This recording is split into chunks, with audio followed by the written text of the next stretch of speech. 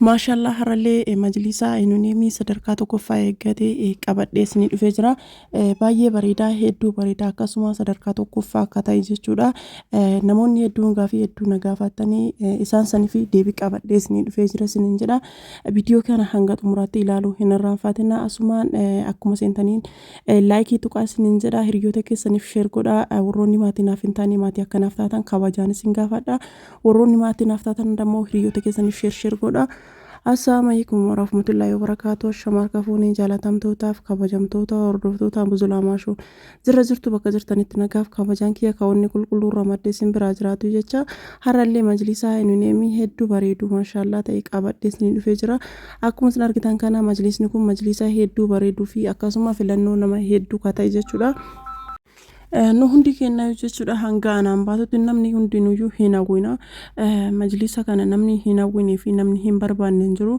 Haa ta'u malee sababa gatiin isaa qaalii ta'eef jechuudha filannoo nama hedduu daangeffameera jechuudha. Akkasuma ammoo namoonni hojjechifachuu dandeettan garuu ammoo majlisni kami akka jaaluu fi kami faashinii yeroo ammaa maal kamiin irra akka jiru maal irra akka jiru namoonni waan biyya keessa hin jirreef isin dhibe namoota saniif deebii ta'a jedhee yaada. Saatii ammaa kanatti faashina jedhamee kan beekamu yookaan ammoo faashina ta'ee kan ilaalamaa jiru saatii ammaa kanatti isa kana jechuudha.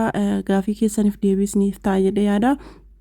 Warroonni hojjechifachuu barbaadanii akkasuma ammoo maallaqa gahaa qabaatanii haa ta'u malee filannoo keessan isa kana ta'ee kinoo ajajachuun dandeettanii isa biraallee namoonni biraallee birrii qabdanii ajajachuu hin feetanii garuu sa'aatii ammaa kanatti faashinni kamiin irra akka jiru faashinni kamiin akka ta'e warri hin beekne isa kana jechuudha. Akkasuma ammoo majlisa hedduu bareeduu fi teebiliin isaallee teebilii baay'ee bareedaa ta'ee fi midhagaa ta'e jechuudha. Akkaataa nu kennu hundattiyyuu majlisa bareeduu danda'u jechuudha maashaallaadha. Akkasuma teebiliin kun maaliif fayyadaa xixiqqaan kun warri jettanii sa'aatii namni keessummaan isinitti dhufte ta'e ofii keessaniif barbaadanii buna irratti dhuguuf jechuudha. Boota sochaasanii bunatti dhuguu irratti dhuguudhaaf baay'ee nama gargaara jechuudha. Wanta xiqqoo qalalli jedhillee itti fayyadamuudhaaf baay'ee nama gargaara. Guddaan sun boota socho'uun isaa baay'ee ulfaata jechuudha. Wantuma xiqqaaf wantuma gahaa hundaaf wantuma buna ta'eef waanuma xiqqishuu hundaaf kaasuun isaa irra xixiqqoo kana kaasutu irra mijata jechuudha. Baay'ee bareeda daardaarii isaa kanarra jechuudha. Argitanii daardaarii makaddaa irra kagalu maalidha mastaawotiidha jechuudha. Daardaarii makaddaa jechuun namni hin beekne hin jirtanii kaar kanarra ciqilfatan san jechuudha. Yookaan ammoo jidduu majlisaa irra kagale kana jechuudha. Jidduu majlisaa irra kakkaa'ame jechuudha. Tiraasii jalaan ka jiru san jechaadha.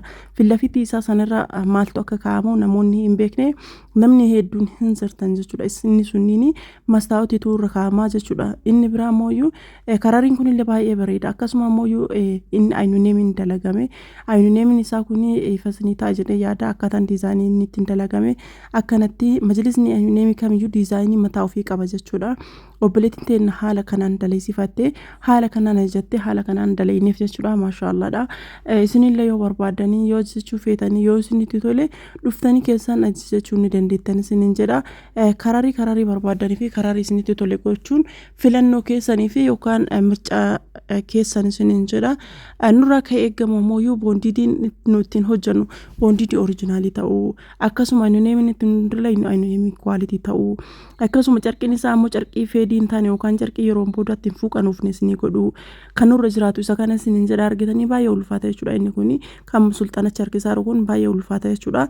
Akkasuma baay'ee bareedaalleedha maashaallaadha. Namoonni jaalattanii namoonni isinitti tole namoonni barbaadanii fi namoonni filannoo keessan kana ta'e ajajachuu ni dandeettanii isiniin jedha majlisa aynuneemii kana jechuudha. Majlisa baay'ee bareeduu fi majlisa yeroo ammaatitti faashina ta'ame namni hedduun itti fayyadamaa jiru. Isa kana isiniin jedha. Teebiliin isaa illee kinuuti teebiliin isaa akkanatti dalagama jechuudha. Baay'ee bareeda miti. Hundi keessan iyyuu isinitti tole jedhee yaada. Maashaallaadha baay'ee bareeda. Warroonni gaafii qabdanii gaafii na gaafachuu hin dandeettanii isiniin jedha keessaanii. Majlisni aynuneemiin kun jechuudha abbaa 30tu jira abbaa 40tu jira jechuudha. Sun filannoo keessanii ka barbaadaniin hojjechiisuu dandeettanii garuu akka boondiidii isa yoo gadhiyaate hedduu hin bareedu jechuudha. Abbaa 40 ta'e bareeda malee abbaa 30 yoo ta'e akkasii hin bareedu waan ta'eef jechuudha. Akkasuma ammoo ka lafa gadhiyaatullee jira jala isaarraa aynuneemiin hin galu gubbaa isaarraa aynuneemiin galee jechuudha. Inni sun illee baay'ee bareeda jechuudha. Isa kana argachuuf jechuudha yookaan ammoo isa kana akkamii akka ta'e beekuu yoo barbaadani keessan na dubbisuun irraanfatinaa isiniin jedha. Warroonni meeshaa na biraa qabdan meeshaan keessan isinii hin baane obsaan na eeggadha isiniin jedha. Gubbaa isaa kanarrillee kennuuti ayinunee mituyyuu galee jechuudha. Haala kanaan immideeffin erga dalagamee booda ayinunee min galee jechuudha. Warroonni meeshaa na biraa qabdan meeshaan keessan isinii hin baane waluma duraa duuban dabareedhaan isinii baasa. Yoo amma akka lafaa ka'ellee hin beektanii garuu hojiilee sirriitti akka waxaree dalagaa jiruu fi boqonnaa tokko malee akka hojjetaa jiru hin beektan jedhee yaada.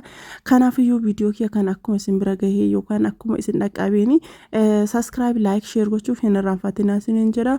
Akka gubbaa kanneen jalaa fi gubbaa kanarrallee hababatuyyuu kaayamaa jechuudha. Baay'ee bareeda jechuudha. Akkasuma immideeffii tokkoffaarraa kan dalagameen jechuudha. Homata akkallee hin cabaa laata hin dhohaa laata jettanii homata akkallee shakkiitti hin naqanaa isiniin jedha.